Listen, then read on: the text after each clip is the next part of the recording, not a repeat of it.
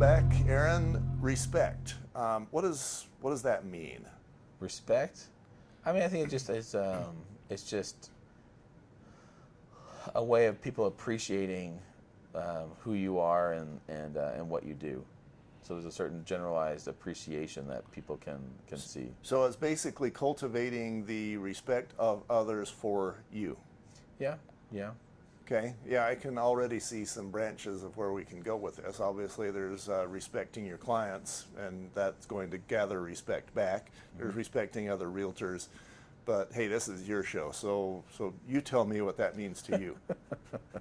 Well, I mean, I think that one of the keys is that like reputation carries a long weight within the industry. It's even though there are in the Utah Central Board, there are close to 2,400 to 2,500 real estate agents. And in the Salt Lake Board, you're close to between 7,000 and 8,000 real estate professionals. Mm-hmm. That's a lot of people, but I mean, word travels fast, and who you are is known by many people, and so your reputation has a lot to do with who, and it can have a lot to do with how successful you can be too. It can open doors and it can close doors for you, depending on what your reputation is. Yeah, I'm thinking that maybe if you've got the bad reputation as the guy who is the psychotic realtor, if there's two offers on the table, one of them is yours, and you know that I suck.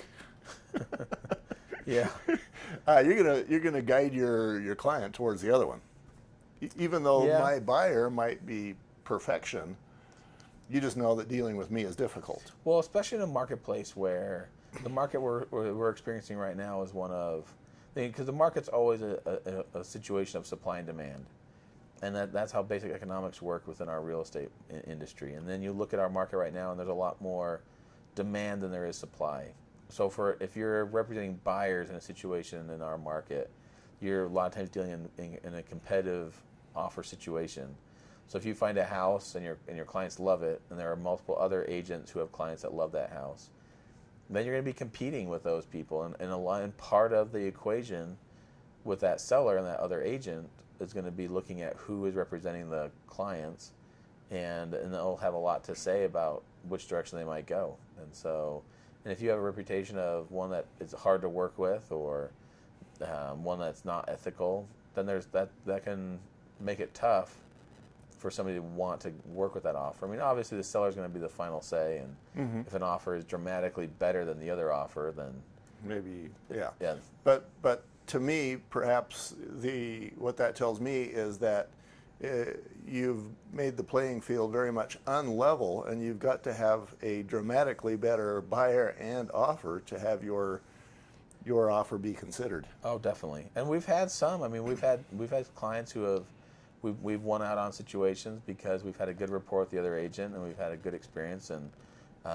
dealing with working with that agent in the past, and they decided to work with our client, and it wasn't the highest, and it wasn't the best offer to net the seller, but they just felt that it was going to be a better experience going through, and that has won out on a couple different transactions. And so a lot of times reputation and who you are and the type of clients that you work with will transcend the different markets. That's interesting. I heard you say the type of clients you work with, so you actually choose who your clients are. Oh, I only work with people that I like, and so there are clients that aren't going to be a good fit to work with me, and I'm fine referring those out or just not representing them. So if there's anything that if I'm not comfortable working with somebody, or if they're not the right fit, then yeah, I'm fine not working with certain people.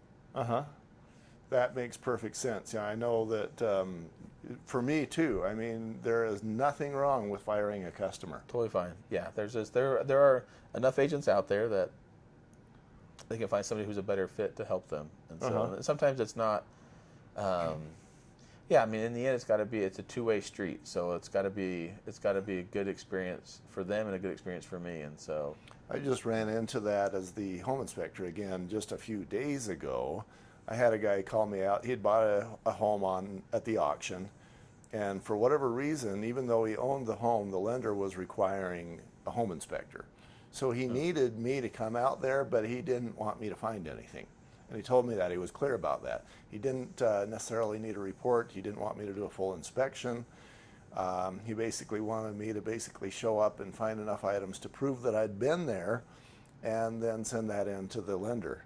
And I'm thinking, I'm already uncomfortable with this, but, you know, we'll do a minimal inspection. I mean, you know, people call and say, I only need you to do the four-way, basically. Okay. You know? So there are those kinds of options that are not, to me, unethical. So I went out and you know, things had been pulled away. There was some electrical issues, some roof issues, gutters, and et cetera, and we went down that road. And I charged him much less than, of course, than a full rate because I didn't do a full inspection. But then he says, what if I just refer 10 inspections to you? And I thought, no, I'm not sure I want any more inspections from you because I've gathered by now that you're not my realtor. Yeah. And so it happens in every business. Yeah. And yeah, like I say, a lot of us think we've heard the phrase that the customer is always right. No, they're not. No, I mean, they're right in their own sense, but it doesn't mean they have to be your customer. So they're someone's customer, but they don't have to be your customer. So you can just let them go to whoever else. And what I find is that like attracts like, and so if you start working with certain people, then you're gonna start working with more and more people like that, and then all of a sudden your business becomes like the people that you're working with. And so then you just gotta pick of what type of people that you want to be associated with, and sometimes that can mean saying no to certain people, so it opens up the opportunity to work with other people that are a better fit. Absolutely. Yeah, I can think of some examples where there was one of my realtors, that's probably the wrong phrase, one of the realtors who works with me, Yeah. she took a client who she knew to be abusive. Oh, really? But it was a paycheck and he wanted to be her client, so she accepted that. And all the time during the process, he was abusing her, you know, telling her how horrible she was. And then it came to me, and you know, and I went in there, and then he had a problem with me because now he knows me. And at the end, he wanted to just sue everybody, and you could have seen it like a freight train coming. Yeah. And you know, we just don't need that grief. Nobody needs that grief. That guy will be a client for somebody, but not anybody that I want to deal with them. No, it makes sense. Okay. Okay, in the next segment, we're going to talk about what you would do if you were starting all over again. Wisdom from the bald-headed aged ones. All right, sounds good. We'll be right back. Okay.